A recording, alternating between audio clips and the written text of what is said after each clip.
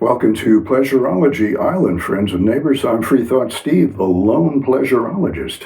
Welcome back to the Pleasurology Island seminar for sex-positive psychology, briefly known as PISSPP, or PISPP for short. I want to advise you this is a serious educational program. It is in no way intended to be erotogenic. It is not intended to turn you on. It is not intended to be porn. However, if your emotional brain cannot help being sexually aroused by the sight of a 77-year-old man talking to you in front of beautiful scenery, there's nothing I can do about it. More power to you. Enjoy. What is, in fact, my educational aim for this educational program? As a sex-positive humanistic psychologist, my educational aim is to help each and every one of you as an individual learn how to actualize or realize or fully employ the innate potential for sexual pleasure that resides in your own brain and body. Your own brain, the emotional brain here, contains all the nerve circuits you need to recognize a sexy situation, to respond to that sexy situation with sexual arousal, and to enjoy sexual pleasure and bliss up to the extent that it finally triggers the orgasm reflex for you. And my goal is to help you learn how to use this sexual pleasure system that is built into our brain and our body the best that you possibly can to fully actualize your potential for sexual pleasure so that you can experience the maximum amount of sexual pleasure possible that you can generate with your own sexual pleasure system in your brain and in your body. And ultimately, I hope that you will learn how to have super euphoric sex with cosmic oceanic orgasms, full consciousness orgasms, extended sexual bliss before the orgasm, so that you can enjoy as much sexual bliss as you have the time and opportunity to enjoy. And then finish that off with an orgasm that is a 100% orgasm, that it occupies your entire consciousness and convulses your entire body so that you are left feeling completely sexually satisfied, that you have satisfied your sex drive just as completely as you would have satisfied your hunger drive if you had eaten a full, delicious meal and eaten as much as you wanted and then stopped and said, okay, I don't need to eat anymore. I'm thoroughly satisfied. My hunger is gone.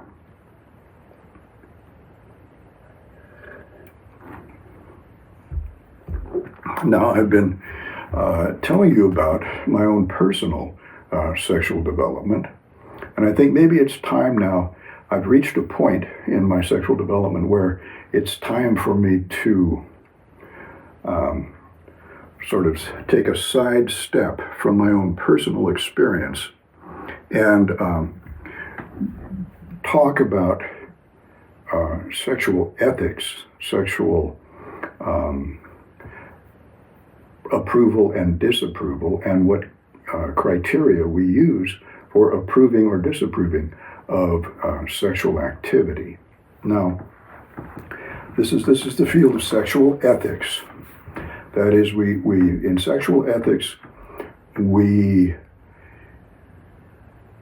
use our intelligence to try and philosophically decide in a rational, reasonable, realistic manner what we should approve of or disapprove of in sexual behavior.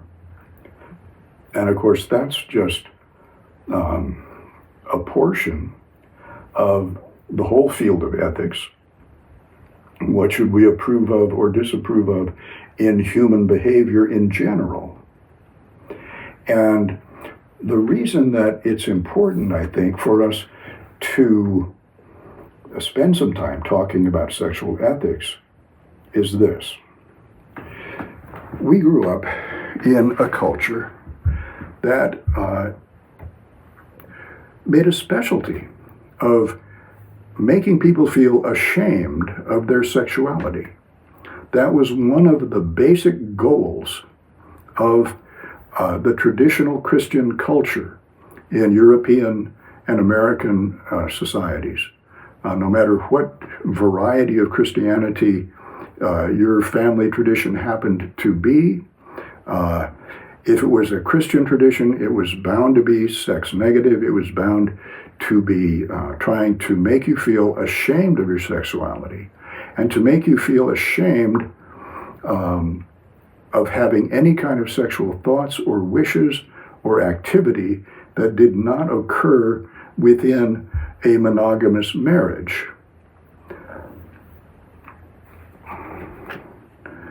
There is an established connection between a highly religious upbringing and sexual dysfunction. And that's why this is appropriate for me to talk about now at this point in my sexual development, because I had talked about the point up to where I had had the opportunity to have intercourse one time with a girlfriend who was not on the pill, and I didn't want to take that chance. And so I didn't do it, but I was right there, as close as I could be. We were both naked, and my penis was poised right outside her vagina. I could have gone ahead and had sex for the first time in my life if I had wanted to take the risk of getting her pregnant.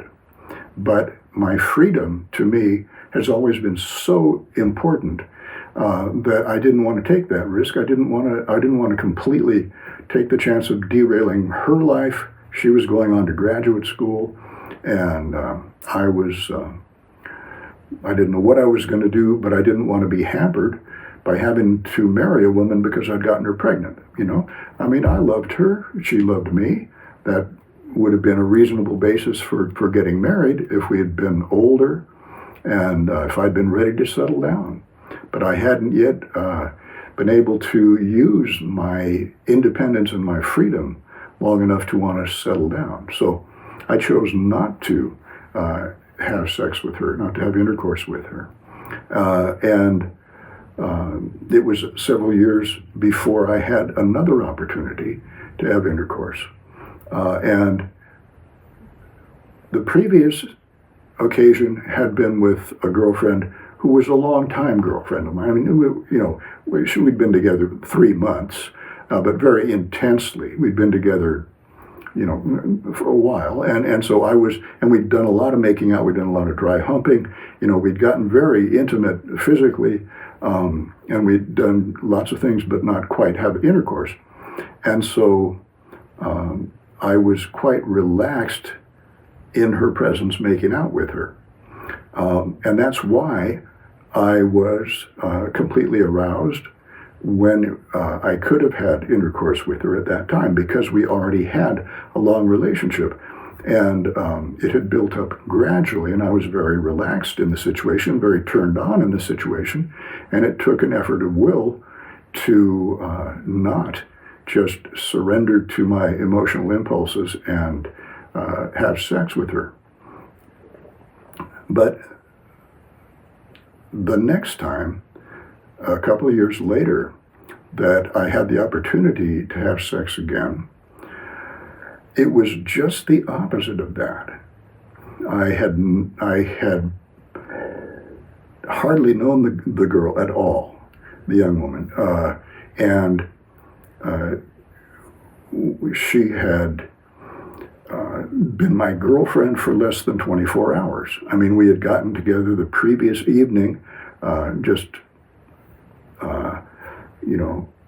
sort of established that we were in that kind of a relationship, a boyfriend-girlfriend relationship. And the next morning we went out to the countryside to go on a picnic. We were lying on a blanket there, out in the sunlight, on a grassy field. There was nobody else around. We weren't bothering anybody. Nobody was bothering us. And so we were lying on the picnic blanket, making out, and I was totally turned on, and we were having a great time, and I would have been happy to spend the entire day just lying there in the sun with her, making love. There was a river nearby, and it was an idyllic little place, an ideal, beautiful little spot.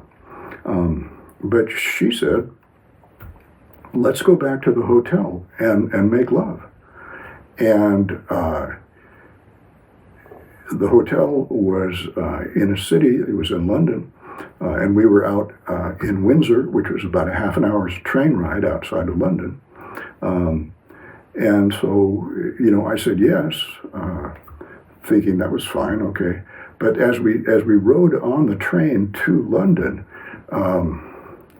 I began to get more and more nervous, thinking, "Wow, this is going to be it. This is a big deal." And I remember it actually was like stage fright that I had. The first time that I ever went on stage in a play in high school, when I was a 10th grader in high school, 15 and a half, I was petrified before I went on stage. I'd never been on stage before. There was an audience out there. I was so scared before I went out there that the blood was pounding in the veins going up both sides of my neck and pounding in my ears. The blood was pounding in my ears so strongly that I could hardly hear myself speak. I could hardly hear a thing, and my heart was pounding. And this is indicative of the activity of what's called the sympathetic nervous system. The fight or flight branch of the nervous system is this pounding heart and high blood pressure and anxiety. When you get frightened, it turns on your sympathetic nervous system. And I had to go out anyway. I had to go on stage. It was time for me to make my entrance. And so I made my entrance. And the moment I stepped on stage, the whole audience burst out laughing. And that wasn't supposed to happen, because I was supposed to be the mean guy, the bad guy, the judge that was going to come and condemn all these accused witches. This was a play called The Crucible about the Salem witch trials. And I was supposed to be the judge.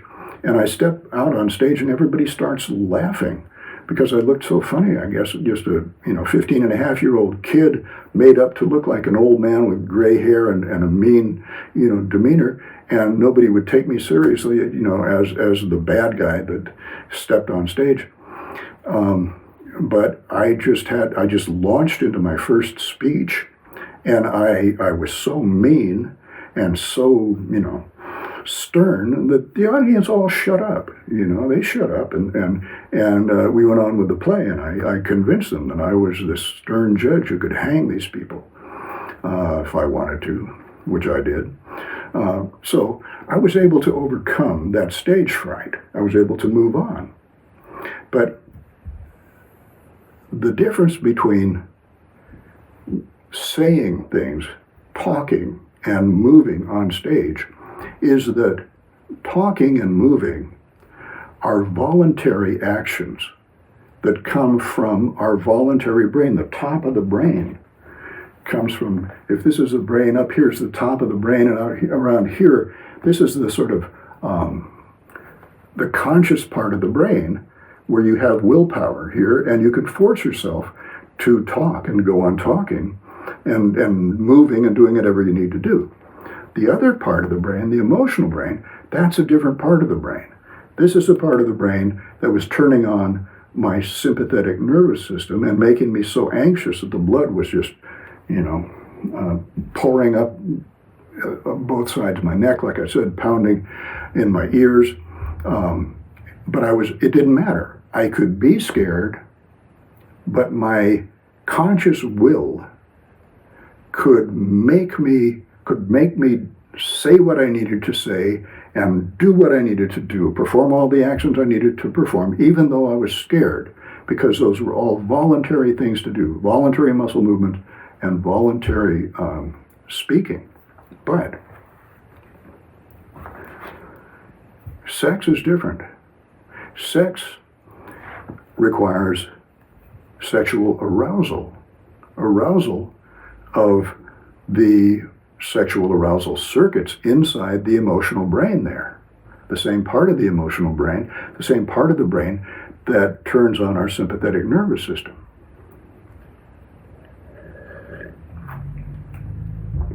And so as I rode back, as I rode on the train there with Ruth, she's sitting across from me and we're riding into London, and I'm thinking, oh boy, here we go. Pretty soon I'm going to be having sex. I was having stage fright again. It was something I'd never done before. I had never seen anyone having sex. This was 1972. There were no porn theaters. There was no internet porn. I had never seen a magazine portraying sexual intercourse. The magazines I was jacking off to at the time were basically Penthouse, which was just, beginning to show the female pubic area, but they hadn't even gotten around to showing a woman with her legs spread apart. Mostly it was like standing up, or you could maybe, if her legs were apart, you would be seeing her from the side, but you weren't seeing like a front-on view. That didn't come on until the first Penthouse that had a woman sitting with her legs spread apart, Avril Lund, in the March 1973 issue of Penthouse. That was another 6 or 7 months in the future. I'm talking about August, September 1972, the previous year. So I had never seen, a sexual intercourse. And so it was this mysterious big thing. I didn't know what exactly it was going to be like. The closest I had come was about a year earlier. I had been down in Puerto Vallarta, Mexico, arrived there late one night, and like 2 o'clock in the morning, I arrived there and walked through the streets of the town with a pack of stray dogs, dogging my heels, hoping they could get a handout from me or something. And I was really nervous. And somebody had told me about this hotel where if you go, and they're open all night, you can get a little room there. So I went there and banged on the door, and nobody came. And I banged on the door some more because it was 2 in the morning. I didn't want to spend the rest of the night out in the open. So I kept banging until finally the sleepy guy, the bellador, the night watchman, came and opened the gate kind of grumpily, and I had to pay him like $1.50 for the room. It was real cheap, and then he showed me the room, and it was just a room, and whitewashed walls and a bed, and overhead there were partitions in the roof because it was so hot there, and they didn't have air conditioning in this, crummy little hotel. It was clean, but it was very basic. So there was no air conditioning. So they had ventilation gaps in the ceiling there between the roof and the walls. And like I looked up, and there was like a gecko, or some kind of lizard hanging there on the side of the wall. That's where it lived, I guess, which was good because it would keep the room free of spiders and insects and stuff. And so I turned out the light, spread out my sleeping bag on the bed there, and laid down to go to sleep on this hot summer night. And then these noises started coming from the room right next door. And it was a couple making love there. They were having a romantic tryst that night. And so there was a space, up there, so I could hear exactly what was going on there. And that was the first time, that was the closest I'd ever been to a couple actually making love. And it was fun and interesting. It was kind of neat to be that close to it. But I mean, that's what I knew about sex, was sounds through a room, from the next room. That's all I knew about sex, And so I'm riding on the train into London with Ruth.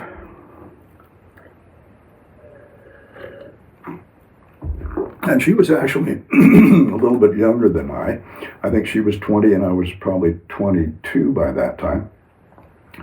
But she had, I didn't know this at the time, but she had a steady boyfriend back at the university where she was going to school. And this was her chance to have a little holiday fling, a little adventure. And who better to have it with than a certified virgin? She wasn't going to catch an STD from me because I'd never had sex with anybody, and she knew that. So, she thought this was going to be great. It was a short trip that we were over there. It was only like 3 weeks total, I think. I'm not sure. So she figured there was no time to lose. And so she was used to having sex with her boyfriend every day, probably every morning. And so she thought, well, this is just going to be a routine thing. This would be fun for me to just introduce Steve to sex for the first time. So we get into London and go to the hotel where we're all staying, everybody from the class. This was a class of about 20 people who were over there. And we all had our rooms in different places and had roommates. And I had a different room from her, of course. She had her own roommate. But anyway, she and I got there. This was one of our few free days that we had. So she wanted to take advantage of it. Let's fit this into the schedule. So she didn't want to spend her time, making out with me on the blanket out there in the field, letting us get to know each other, and I could get to feel more comfortable with her. No, let's go right back to the hotel and have sex. So we go into the hotel room, and she says, let's take a shower together. And so we both get undressed, and we get in the shower. All of a sudden, from this being a woman that I hadn't even spoken to 24 hours earlier, all of a sudden, I'm naked with her in the shower. And I had only been, naked with a girl, once or twice before, one time when I almost had sex that night. But it had only been with a girl that I'd known for a long time. And now all of a sudden here I am with this young woman that I've never met before. We're in the shower and she's expecting us to have sex, and okay, here we are. All of a sudden I got swept into this situation, and I wasn't ready for it, but there I was, and my emotional brain was in stage fright mode. It was anxious because this was a new experience, and so I wasn't relaxed in it. I always get anxious in new experiences. Until I've done something for a while, then I can relax into it. But at first it's very anxiety provoking, and that was the case here. But I didn't understand that. All I knew was I was there in the shower with her, and I had come down with the dread disease called LDS, limp dick syndrome. Limp dick syndrome, yeah.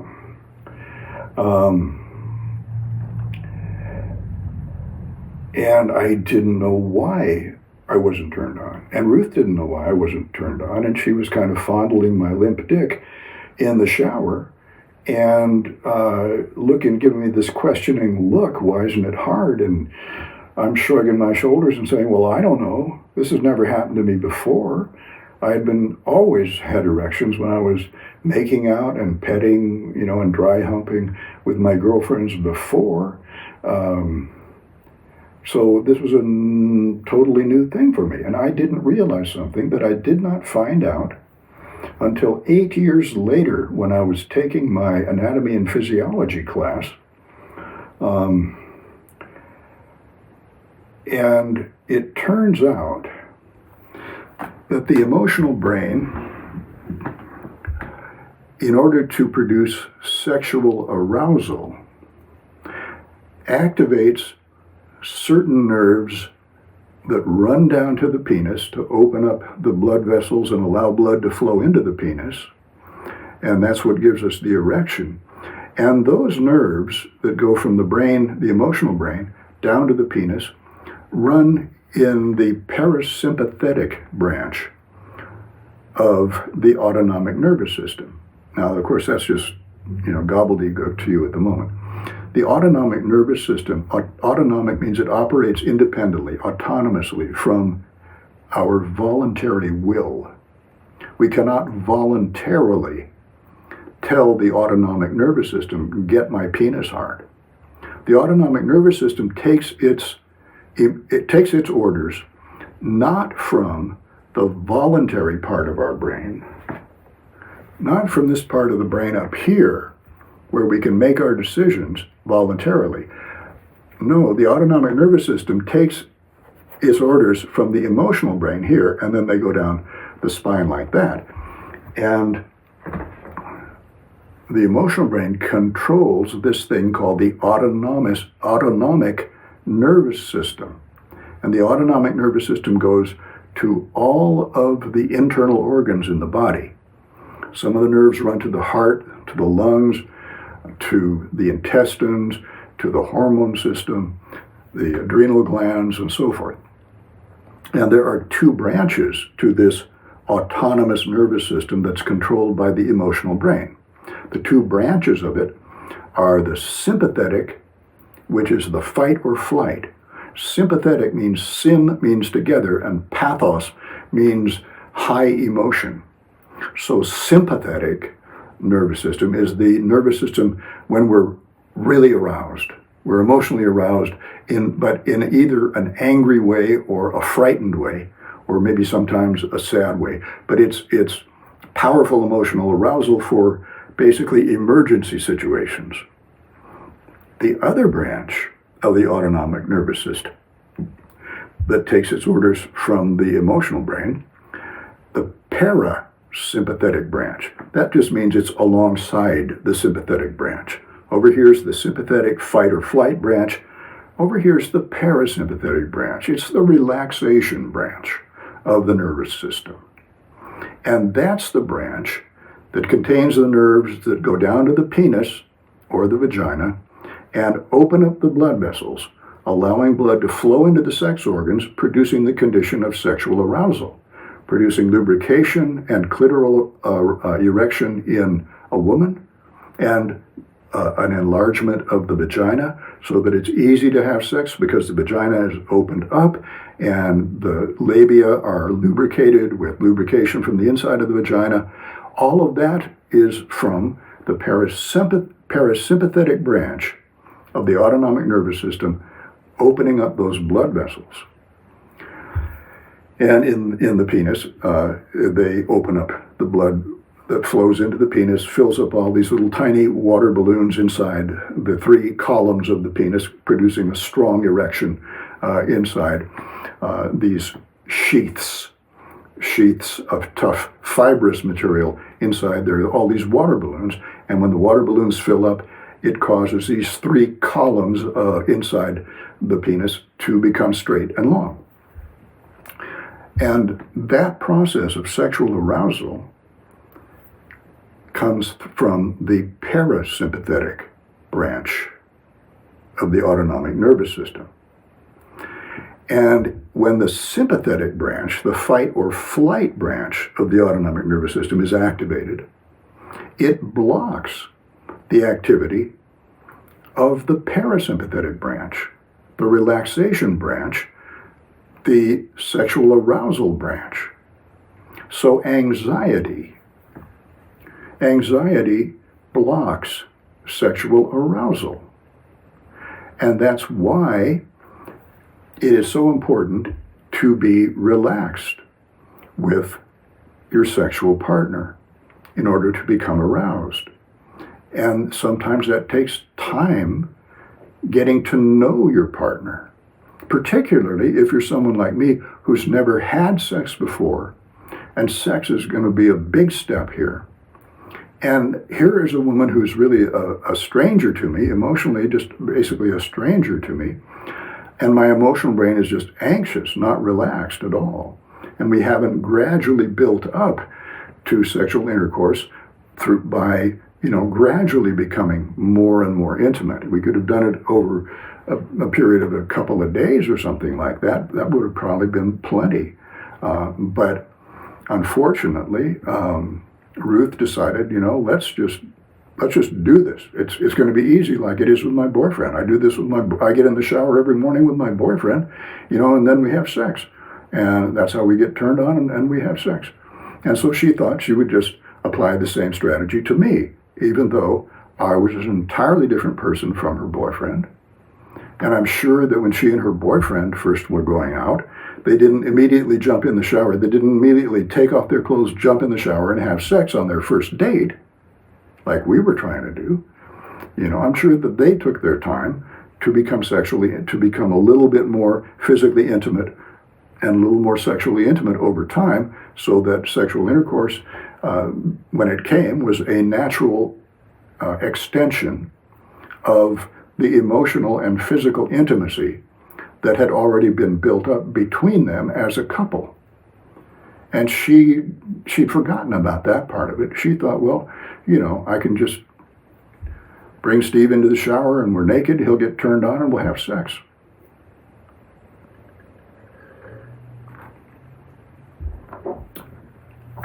But it wasn't happening. And I didn't understand that it was anxiety. I didn't know why my penis wasn't getting hard. It had never happened to me before. I was completely mystified.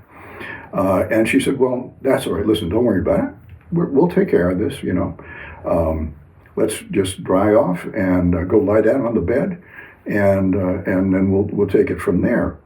So, that's what we did. We dried off and laid down on the bed together naked, and we were just about to start, making out and see if I could become sexually aroused, when the door opened, and it was her roommate. And her roommate had been out for the day around London, doing stuff, but she'd finished the stuff she was doing, so she came back to the room. And what made it awkward was that I'd actually been going out with her roommate for the first few days of the trip until the previous day. I had hit on her, and she was responding nicely, and we were having a great time together and doing some fun things together. And then, I expressed the fact, I told her that, I was a virgin and I was hoping to have intercourse with her. And all of a sudden she got really offended, and she says, what kind of girl do you think I am? Probably because she had a boyfriend back home too, and she wasn't willing to cheat on him with me, although she never said anything about that to me. She just made me feel like ashamed of myself for even thinking that she would have sex with me. What kind of girl do you think I am?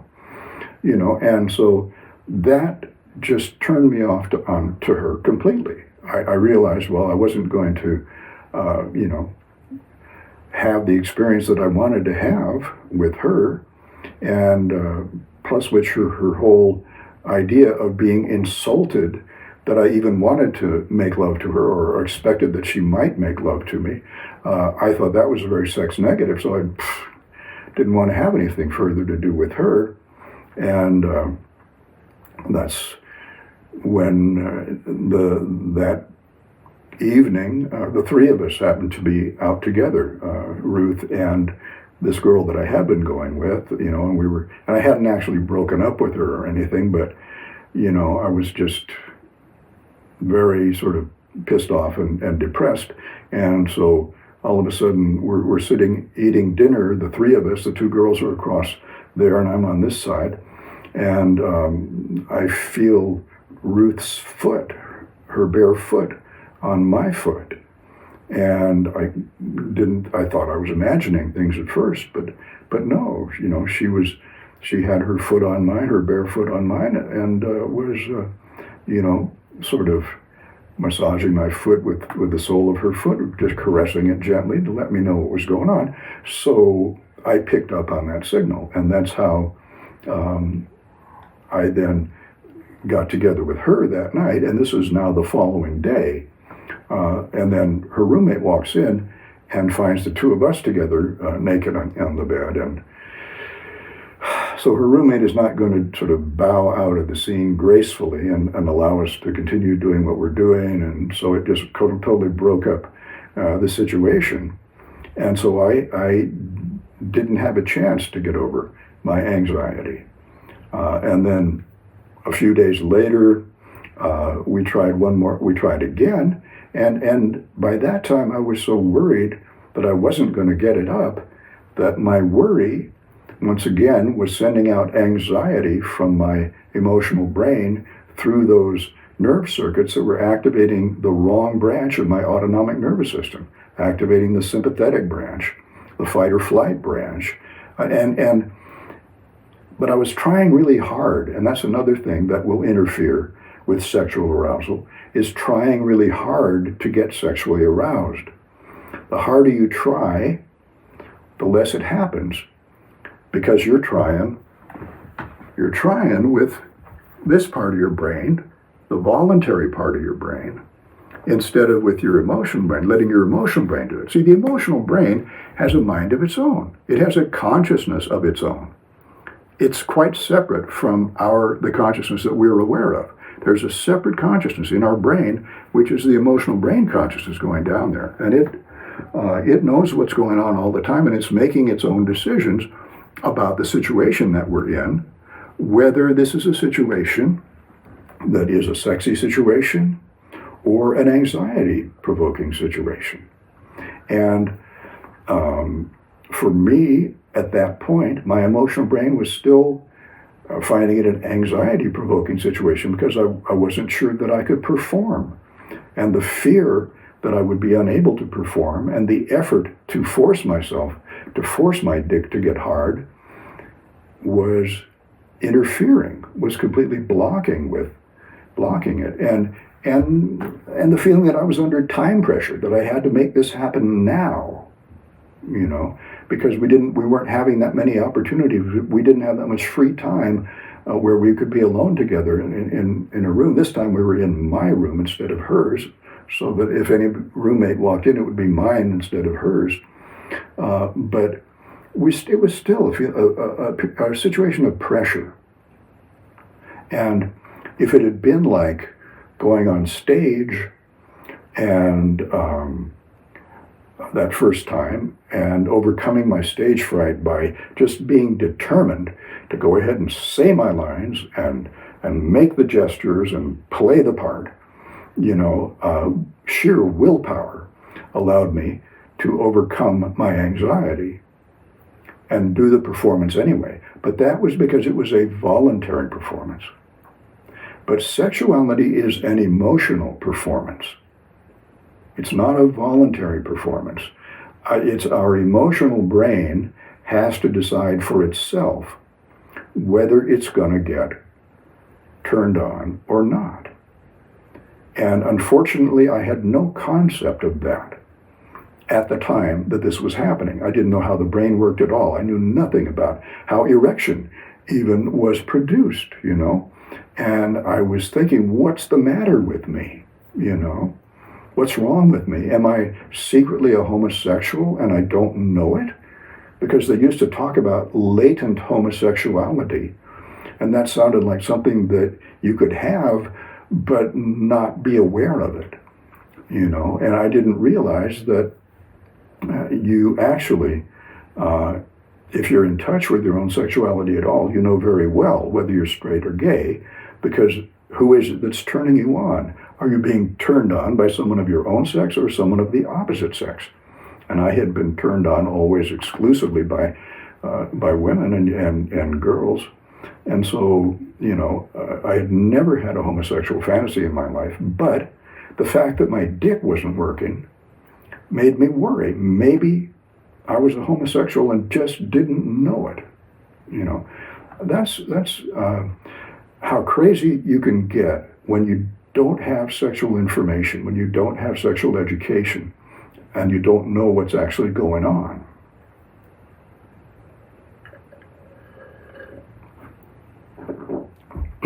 And if I had known what the problem was, if I had known that it was anxiety that was preventing me from getting hard and having an erection, then I could have, talked that over with her and say, and just said, let's really try and find some way to get relaxed together and so I can feel really relaxed about this.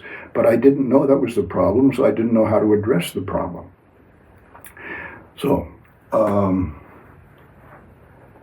one of the things that contributed to my anxiety was my religious guilt about sex. Because my father, the Presbyterian minister, always drummed into me, what a bad thing masturbation was and how wrong it was to have sex before marriage. And so I had a lot of residual sexual guilt, even though I was no longer a believing Christian at that time. I was kind of a college atheist. But nevertheless, my emotional brain had gotten educated in sexual shame training for years and years and years, and had been educated to believe that intercourse was a sin unless you were married. And I hadn't ever really gotten any alternative ethical position on sex. I hadn't had any real good sex positive training, except for Wilhelm Reich, the Austrian psychoanalyst, who, made me realize that sex is a natural biological function and that it's a healthy thing to have orgasms and it's a healthy thing to have sex. And that was the best sex positive training that I had had at that point. But it wasn't enough. It wasn't enough to really, overcome my emotional brain's guilty feelings about sex and guilty feelings about having sex, having intercourse. So I had to work on myself a lot in order to become more sex positive and to lose my sexual guilt. And I was able to do that and did end up having a very satisfactory sex life. And once I learned how to have super euphoric sex, then, which I learned basically on my own, how to control ejaculation and how to have, very powerful orgasms. Once I had learned that skill, that gave me a lot more sexual confidence. And so then my sex life it was like on Star Trek, when the captain says, "Scotty, let's go to warp speed." So, you ramp it up to a whole new level. Well, that's what happened to my sex life once I learned how to have super euphoric sex. But I had to learn how to be sexually relaxed first. And part of that was learning how to think about sex and sexual ethics in a non-Christian way, in a philosophical way, in a sex-positive way.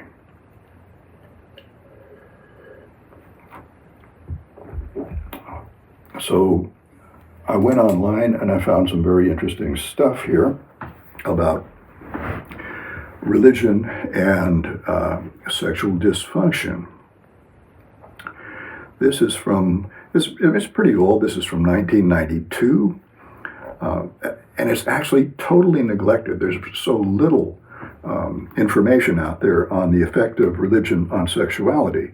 And this is from a book called Religion and Sexual Health that was published in 1992 as part of a whole series on theology and medicine. But it's for doctors and sex therapists. It's for like professional people. The average person is never going to read this. By William S. Simpson and Joanne A. Ramberg. And the article is entitled, "The Influence of Religion on Sexuality, Implications for Sex Therapy." And I'm just going to read you the beginning of this, and then I'll finish up for the day. They start out the article this way. In reviewing our work with couples in sex therapy during the past few years, we have noted a striking link between a highly religious upbringing and sexual dysfunctioning, with concomitant resistance. That means with an accompanying resistance to the proven techniques of sex therapy. The proven techniques of sex therapy didn't work on these people who'd had a highly religious upbringing. The sex therapy techniques that worked on other people didn't work on people with a highly religious upbringing. Excuse me. This resistance, encountered in sex therapy, is apparently magnified by the watchful superego, the conscience, the watchful conscience that devout individuals often develop at a young age, just as I did. If you grow up in a religious family, you develop, and if you're a sensitive person, you develop a conscience that is always keeping an eye on yourself.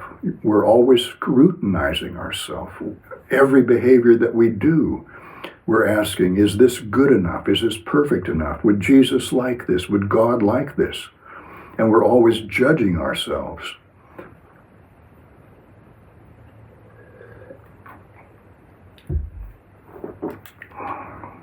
And so that conscience, that religious conscience, was the thing that was making these patients resistant to sex therapy, meaning that the sex therapy just wasn't working for them.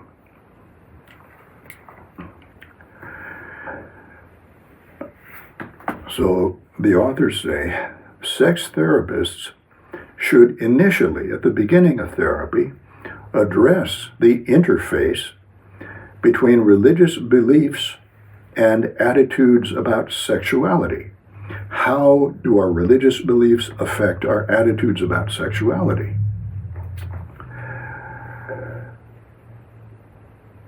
The therapist should incorporate an ongoing discussion of this dynamic, the dynamic being how religious beliefs affect sexual functioning and sexual attitudes. The therapist should incorporate an ongoing discussion of this dynamic into the therapy process.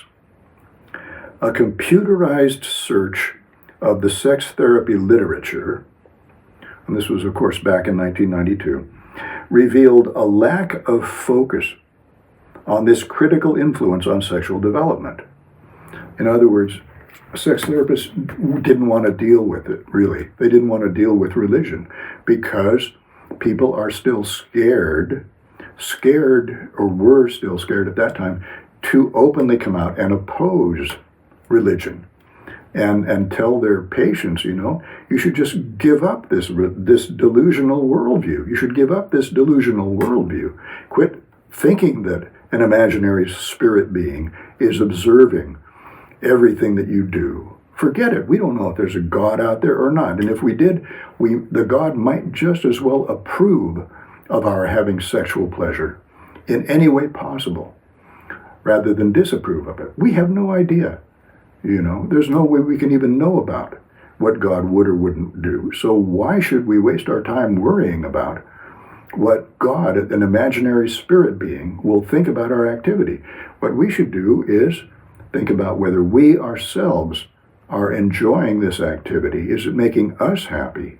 Are we able to engage in this activity without harming ourselves or anyone else? If we're having sexual activity with a partner, are we both having it and enjoying it? That's what counts. We human beings are real. Our consciousness is real. We shouldn't let our consciousness be poisoned by anxiety about imaginary spirit beings. But sex therapists weren't willing to come out, and be that strongly against religion. Now I am thinking that whoever watches this is already going to be somebody who has decided that religion is a delusional worldview and is not for them. And so you won't, I'm expecting that you won't have any objection to my criticizing Christianity as a delusional worldview, as a completely made-up worldview, completely imaginary, an imagination-based worldview that has no basis in reality, and therefore we should not let it affect our actual behavior in any way whatsoever. We should make our ethical decisions simply on the basis of, will this decision create greater happiness for myself and whoever else is involved in it? And if so, that's a good thing. If it will make us unhappier, then we shouldn't do it. But if it will make us happier, then that's a good thing. That's my simple way of looking at it. If you are someone who is religious, you should not be watching my videos because it's just going to upset you.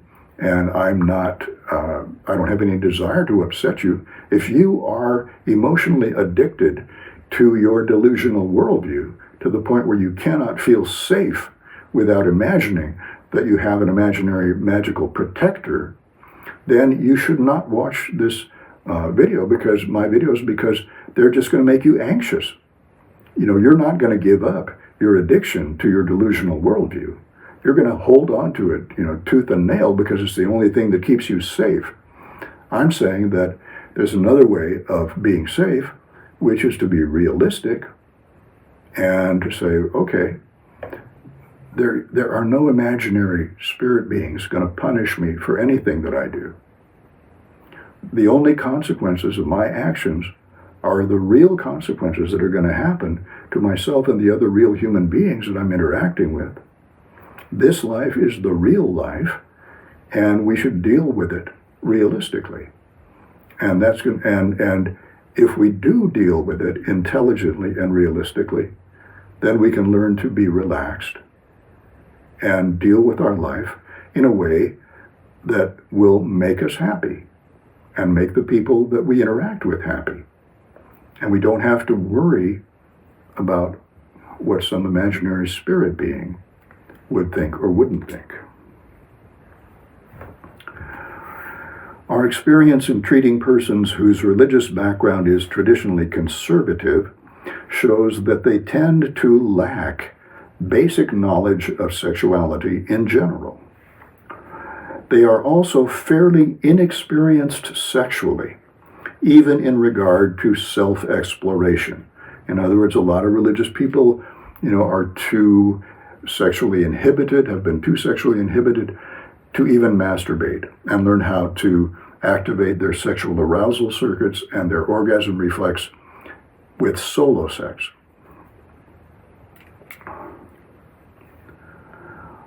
Although these limitations on their sexuality seem to be self-imposed, they stem in part from a lifelong lack of openness in the family about sexual matters, as well as from a dominant religious overtone of prohibition and censure of sex, prohibition of sexual activity, and blaming people about sex. And so their treatment methods include mostly relaxation methods. They talk about biofeedback relaxation and relaxation training in order to help people be less anxious, and then help them be a little bit more intimate, little by little. It's called systematic desensitization. When you are overly sensitized to something, you're phobic about it. In other words, I was phobic about sexual intercourse. When I was in a sexual intercourse situation, my fight or flight response came on. My anxiety circuits in my emotional brain came on. And when they came on, they blocked my sexual arousal circuits. It's interesting that both anxiety and sexual arousal come from the same part of the brain, of the emotional brain. It's known as the amygdala, and it's one of the key parts of the emotional brain responsible for recognizing what type of a situation we're in. Is this a situation that is a sexy situation, or is it a situation that deserves anxiety? The amygdala has one nucleus that is for recognizing sexiness, and another nucleus that is for recognizing anxiety. And then they both output through the same set of circuits to another area, the bed nucleus of the stria terminalis, which then connects with the hypothalamus, which then connects with the autonomic nervous system. And so when the amygdala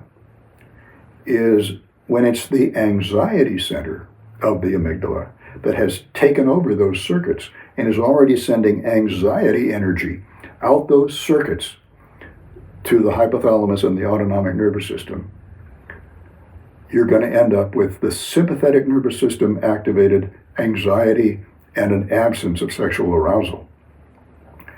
But if it's the other nucleus in the amygdala, the sexiness nucleus, recognizes this as a sexy situation, if the anxiety nucleus is quiet, if there's no anxiety there, then the sexiness nucleus can send sexual arousal energy from the amygdala out to the hypothalamus and the autonomic nervous system, and that will send impulses down those nerves to the sexual organs, open up the blood vessels, and allow the heart to pump blood into the sexual organs, creating sexual arousal.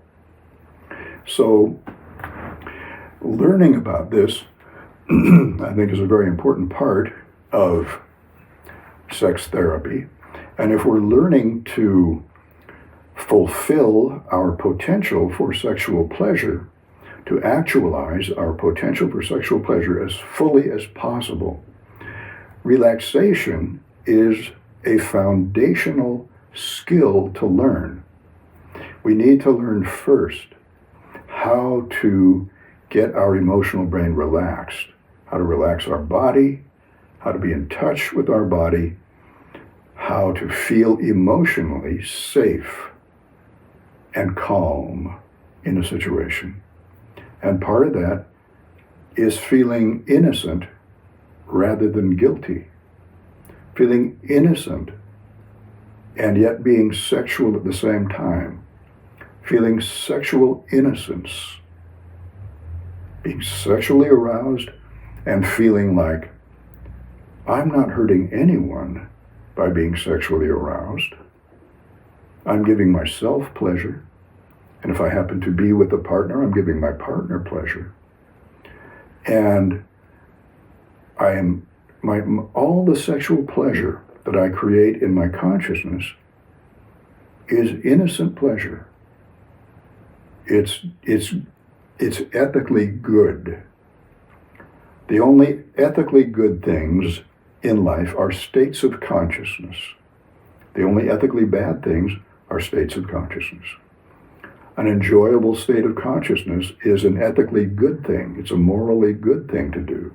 That's how we should be spending our lives, creating positive, enjoyable states of consciousness for ourselves and whoever else we happen to be with. So, feeling sexually innocent really, I think, depends on having a clear sexual ethics, a sex-positive sexual ethics, a clear rationale for why it is good to create sexual pleasure, why it is good to experience sexual pleasure, why it is good to share sexual pleasure with others, and knowing that very clearly will involve going through sexual ethics.